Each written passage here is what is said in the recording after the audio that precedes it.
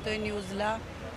महाराष्ट्रामध्ये मुंबईमध्ये काय वाटतं, काय चाललं आहे, कशा पद्धतीने इलेक्शन होईल असं वाटतं, कोण जिंकून येईल असं वाटतं, काय वाटतं तुम्हाला सध्या जे काही घडतंय? खरं तर सांगू का, मी एक गृहिणी आहे, माझा काही राजकारणाशी फार संबंध नाही ठीक आहे, आहे. पण जे काही चाललंय ना ते बघून असं वाटतं की म्हणजे हे वाटतं, मनाला यातना होतात की आपण एवढं उन्हात अनात घरचं काम आवरून मुलांचं करून वोट द्यायला जातो आणि तो आपला हक्क आहे, राईट आहे, सगळं सांगतात की कंपल्सरी केलं पाहिजे, मान्य आहे, पण तुम्ही राजकारण्यांसाठी पण जरा काहीतरी हे केलं पाहिजे ना. लोकांनी एरवी तुम्ही मॅच जिंकली, एवढी लोक बाहेर पडतात, एवढं काय झालं, लोक तुम्ही बाहेर पडता आणि तुम्ही चुकीचं झाल्यावर बाहेर नाही पडू शकत. एक पक्ष फुटला जातो, हे होतं.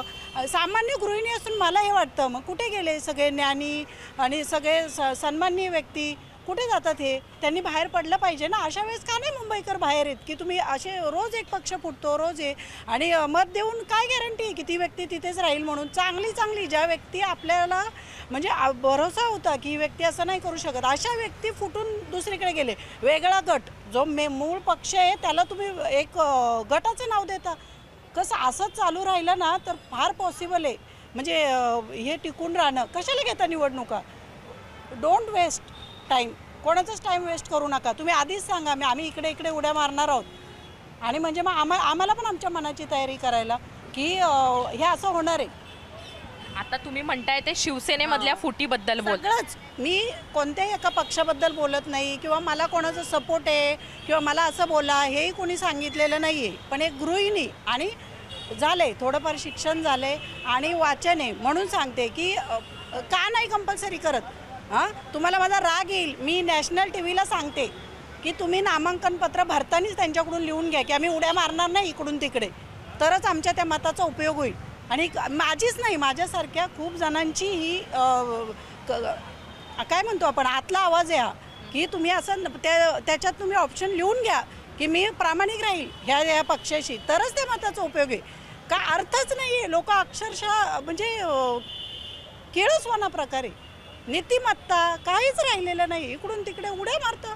का आता तुम्हाला कळतं इथे आता हे नाही आहे, 20-20, 30-30 वर्ष राहिलेले लोक तुम्ही आपल्या फायद्यासाठी का कोणाच्या दबावात येऊन 40-40, 50-50 लोक एका रात्रीत फुटून दुसरीकडे जातात? चाललंय काय? नका घेऊ निवडणुका, नका टाईम वेस्ट करू. कशाला तुम्ही शिक्षकांना कामाला लावता सगळ्यांना? तुम्ही एक ठराविक लोक बसून ठरवा की आम्हाला हे असं सिस्टमनी चालवायचं आहे. खूप हे भयानक चालू आहे. आता म्हणजे दोन पक्ष फुटले महाराष्ट्रामध्ये, शिवसेना आणि राष्ट्रवादी काँग्रेस. तुम्हाला वाटतं की ज्यांच्याकडनं पक्ष काढून घेतले गेले त्यांना न्याय मिळायला पाहिजे? तुम्हाला वाटतंय की ज्यांनी केलं ते बरोबर केलं? म्हणजे तुमच्या बोलण्यावरनं तर तसं नाही वाटलं. बरोबर कसं म्हणणार बरोबर केलं? कसं म्हणणार बरोबर केलं? काय कारणाने? काय कारण काय होतं?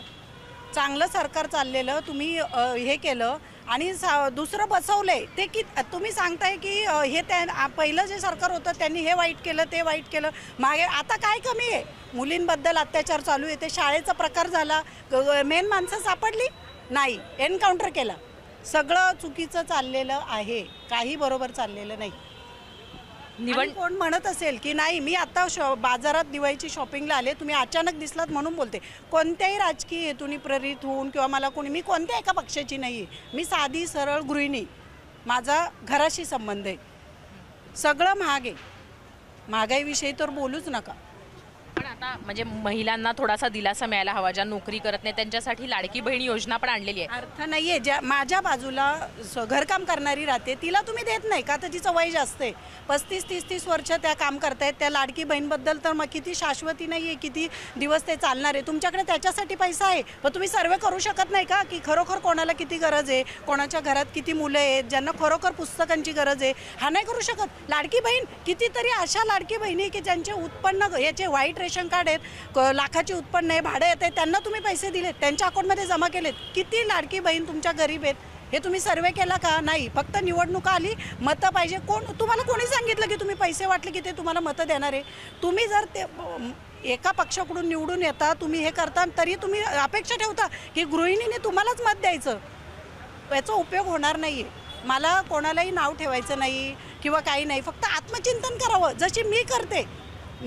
काही चुकलं तर का हे चुकलं माझं, हे असं नव्हतं व्हायला पाहिजे. साधं, अरे 2 रुपये द्यायचे राहिले तरी परत येतो माणूस की त्या व्यक्तीचे द्यायचे राहिलेत. लाखांनी करोडोनी पैशाची अफरातफर चालली सगळी.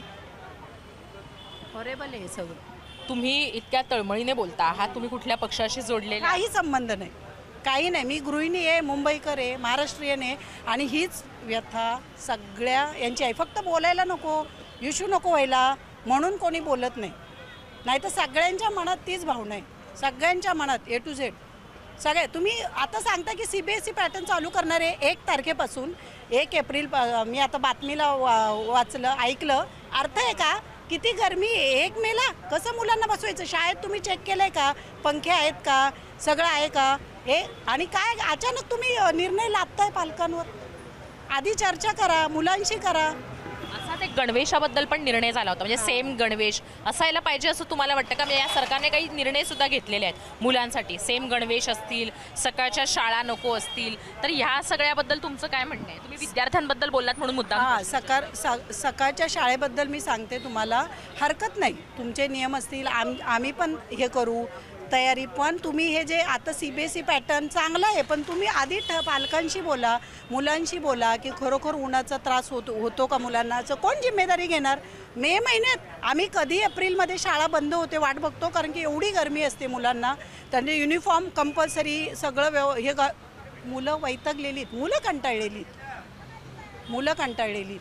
आणि सकाळची शाळा नको असं नको, काही लगेच म्हणणारे चालू होतील. मोबाईलवर असतात बायका, कोण नसतं मोबाईलवर, कोण नाही. आम्हाला तुम्ही वेळ किती ठेवा, हरकत नाही. फक्त तुम्ही मुलांशी पालकांशी बोला. कोण शिक्षण मंत्री आहे, कोण कधी बदली होईल, कोणते निर्णय, काही ताळमेळ नाही, काही ताळमेळ नाही. कसं तुम्ही आणि सांगता की नाही लोक बाहेर पडत नाही, सुशिक्षित वर्ग बाहेर पडत नाही निवडणुकीला, कसं पडणार?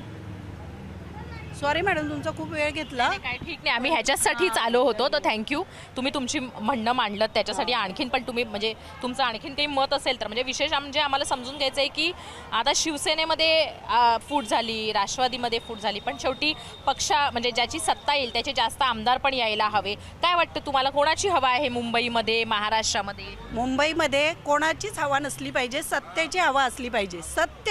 सत्य जे आहे तिथं उभं राहिलं पाहिजे सगळ्यांनी. आणि त्या गॅरंटी पाहिजे की ही व्यक्ती उडी नाही मारणार, काही येऊ दे, पक्षावर कुठलंही संकट येऊ दे, काही येऊ दे, इकडून तिकडे उड्या न मारणाराच माणूस जिंकून आला पाहिजे.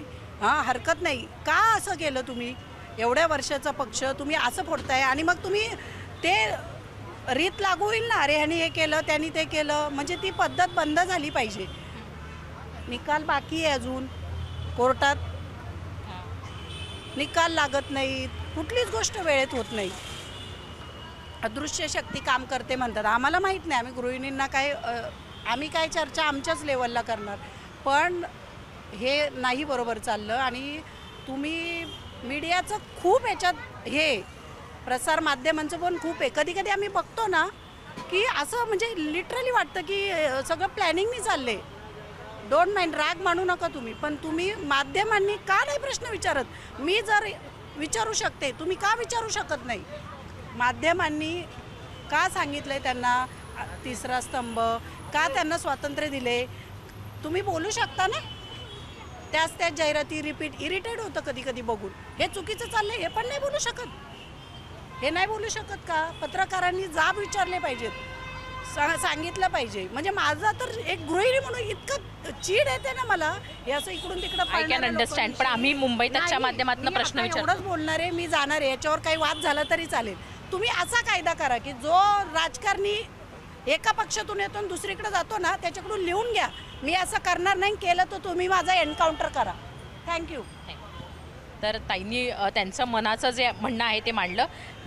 ताईंचं असं म्हणणं होतं की सध्या जे चाललेलं आहे फुटीचं राजकारण ते बरोबर नाही आहे. पण तुम्हाला वाटतंय महाराष्ट्राच्या मुंबईच्या इलेक्शनवर याचा परिणाम होईल? मुंबईमध्ये, महाराष्ट्रामध्ये पक्षांचं